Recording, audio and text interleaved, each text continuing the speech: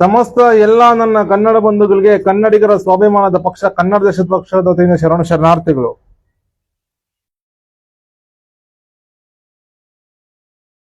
ಇವತ್ತು ಏನು ನಮ್ಮ ಕರ್ನಾಟಕ ಸರ್ಕಾರ ಅದೆಂತಹದ್ದು ಕಿನ್ ಸಿಟಿ ಅಂತ, ಕಿನ್ ಸಿಟಿ ಏನು ಕಿನ್ ಸಿಟಿ ಅಂದ್ರೆ ಏನು? ಯಾರಿಗಾದ್ರು ಕನ್ನಡಿಗರಿಗೆ ಏನು ಅರ್ಥ ಆಗಿದೆಯಾ? ಇದ್ರ ಬಗ್ಗೆ ಯಾರಿಗಾದ್ರು ಅರ್ಥ ಆಗಿದ್ರೆ ದಯವಿಟ್ಟು ನಮ್ಮ ಪಕ್ಷಕ್ಕೆ ಮಾಹಿತಿ ಕೊಡ್ಬೇಕಂತ ಸಮಸ್ತ ಕನ್ನಡ ಬಂಧುಗಳಲ್ಲಿ ವಿನಂತಿ ಮಾಡ್ಕೊಳ್ತೇವೆ.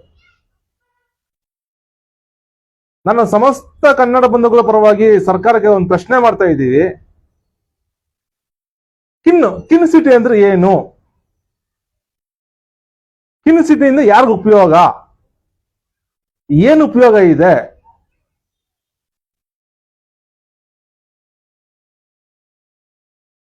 ಈ ಕಿನ್ ಸಿಟಿಗೆ 40,000 ಕೋಟಿ ಹೂಡಿಕೆ ಮಾಡ್ತಾರೆ ಸರ್ಕಾರ ಕಡೆಯಿಂದ. ಅದಕ್ಕೆ ಸಮಸ್ತ ಕನ್ನಡ ಬಂಧುಗಳು ಇದ್ರ ಬಗ್ಗೆ ಗೊಂದಲ ಜಾಸ್ತಿ ಇದೆ. ಅದ್ರ ಸಲುವಾಗಿ ನಾವು ಸಮಸ್ತ ಕನ್ನಡ ಬಂಧುಗಳ ಪರವಾಗಿ ಸರ್ಕಾರಕ್ಕೆ ಪ್ರಶ್ನೆ ಮಾಡ್ತಾ ಇದ್ದೀವಿ. ಮೊದಲನೇ ಪ್ರಶ್ನೆ, ಕಿನ್ ಸಿಟಿ ಅಂದ್ರೆ ಏನು? ಕಿನ್ ಸಿಟಿಗೆ ಬೇರೆ ಹೆಸರು ಕನ್ನಡ ಹೆಸರು ಸಿಗ್ಲೇ ಇಲ್ವಾ ಯಾವುದನ್ನು? ಸರಳ ಸೂತ್ರ ಉಪಯೋಗಿಸಿ ಕನ್ನಡದ ಹೆಸರು ಇಡೋಕೆ ಸಾಧ್ಯ ಆಗ್ಲಿಲ್ವಾ? ಕಿನ್ ಸಿಟಿ ಅಂದ್ರೆ ಏನು? ಮೊದಲನೇ ಪ್ರಶ್ನೆ. ಪ್ರಶ್ನೆ 2, ಈ ಕಿನ್ ಸಿಟಿಯಿಂದ ವಲಸಿಗರಿಗೆ ಉಪಯೋಗ ಇದೆಯಾ ಅಥವಾ ಕನ್ನಡಿಗರಿಗೆ ಉಪಯೋಗ ಇದೆಯಾ? ಕರ್ನಾಟಕಕ್ಕೆ, ಕನ್ನಡಿಗರಿಗೆ, ಕನ್ನಡಕ್ಕೆ ಉಪಯೋಗ ಇದೆಯಾ? ಯಾರಿಗ ಉಪಯೋಗ ಇದೆ?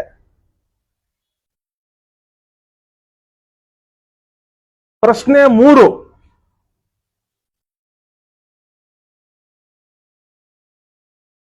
1 ಲಕ್ಷ ಉದ್ಯೋಗ ಸೃಷ್ಟಿ ಆಗುತ್ತೆ ಅಂತ ಹೇಳಿ ಸರ್ಕಾರ ಮಾಹಿತಿ ಕೊಟ್ಟಿದೆ.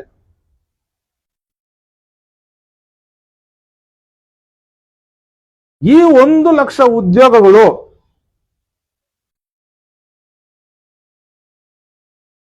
ಈಗೇನು ಮೊನ್ನೆ ತಾನೇನೆ 100ಕ್ಕೆ 100ರಷ್ಟು ಕನ್ನಡಿಗರಿಗೆ ಉದ್ಯೋಗ ಕೊಡುವ ಕಾಯ್ದೆ, ಕನ್ನಡ ಉದ್ಯೋಗ ಕಾಯ್ದೆ ಶಾಸನ ಜಾರಿಗೆ ತರಬಹುದು ಸರ್ಕಾರ ನಿರ್ಧಾರ ಮಾಡಿದ್ರು.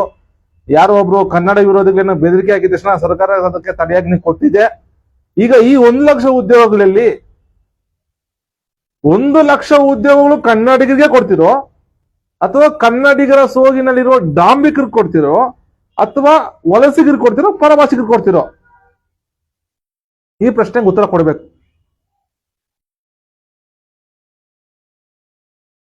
ನಾಲ್ಕನೇ ಪ್ರಶ್ನೆ,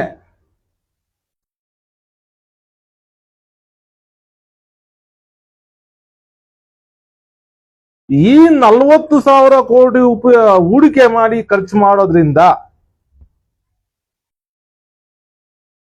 ಕನ್ನಡಿಗರಿಗೆ ಏನು ಉಪಯೋಗ ಇದೆ? ಇದರಿಂದ ಕರ್ನಾಟಕಕ್ಕೆ, ಕನ್ನಡಕ್ಕೆ, ಸಮಸ್ತ ಕನ್ನಡ ಬಂಧುಗಳು ಏನು ಉಪಯೋಗ ಇದೆ ಇದರಿಂದ?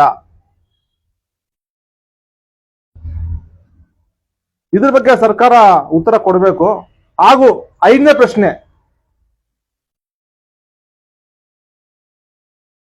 ಆರೋಗ್ಯ ಕ್ಷೇತ್ರದಲ್ಲಿ, ತಂತ್ರಜ್ಞಾನ ಕ್ಷೇತ್ರದಲ್ಲಿ ಇನ್ನ ಮುಂದುವರೆದು ಬೆಳಿತೀವಿ, ಹಾಗೆ ಹೀಗೆ ಅಂತ ಏನೋ ತುಂಬಾ ಸಾಧನೆ ಮಾಡಿದೀವಿ ಹಾಗೆ ಅಂತ ಸರ್ಕಾರ ಏನೋ ಉತ್ತರ ಹೇಳ್ತಾ ಇದೆ.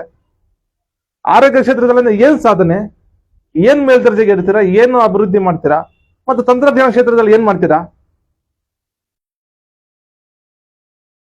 ಇದರಿಂದ ಈಗ ಆರೋಗ್ಯ ಕ್ಷೇತ್ರದಲ್ಲಿ ಏನೋ ಹೂಡಿಕೆ ಮಾಡಿದ್ರೆ ಏನು ಉಪಯೋಗ ಇದೆ? ಇದನ್ನ ಕನ್ನಡದಲ್ಲಿ ಸೇವೆ ಕೊಡ್ತೀರಾ ಅಥವಾ ಇಂಗ್ಲಿಷಲ್ಲಿ ಸೇವೆ ಕೊಡ್ತೀರೋ? ಈ ತಂತ್ರಜ್ಞಾನದಲ್ಲೂ ಅಷ್ಟೇ, ಕನ್ನಡದಲ್ಲಿ ಸೇವೆ ಕೊಡ್ತಿರೋ ಅಥವಾ ಇಂಗ್ಲಿಷಲ್ಲಿ ಸೇವೆ ಕೊಡ್ತಿರೋ? ಅಥವಾ ಸಂಪೂರ್ಣ ಈಗೇನು ಕಿನ್ ಸಿಟಿ ಏನೋ ರಜೆ ಇದು ಸ್ಥಿತಿ ಎಲ್ಲ ಶಂಕುಸ್ಥಾಪನೆ ನೆರವೇರಿಸಿದ್ರು, ಇದರ ಸಂಪೂರ್ಣ ಕನ್ನಡಮಯವಾಗಿರುತ್ತೋ ಅಥವಾ ಇಂಗ್ಲಿಷ್ ಮಯವಾಗಿರುತ್ತೋ? ನೀವು ಈ ಕಿನ್ ಸಿಟಿ ಮಾಡೋದ್ರಿಂದ ಕನ್ನಡಿಗರಿಗೆ ಏನು ಉಪಯೋಗ? ಕರ್ನಾಟಕಕ್ಕೆ ಏನು ಉಪಯೋಗ?